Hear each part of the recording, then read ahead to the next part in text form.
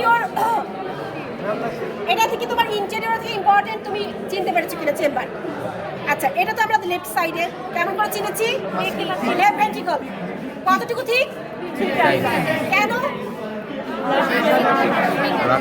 Systemic সার্কুলেশনে ব্লাডকে contract করে, কারণ systemic সার্কুলেশনে pressure high.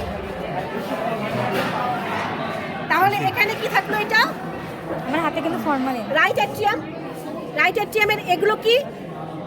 মাসকুলি পেট্রিনিটি। আর এটা কি? কিস্টা না টার্মিনালিস। তাহলে এটা হচ্ছে মাসকুলি পেট্রিনিটি, কিস্টা টার্মিনালিস। আচ্ছা, তারপরে এটা হচ্ছে ট্রাইকাসপিড ভালভ কমপ্লেক্স।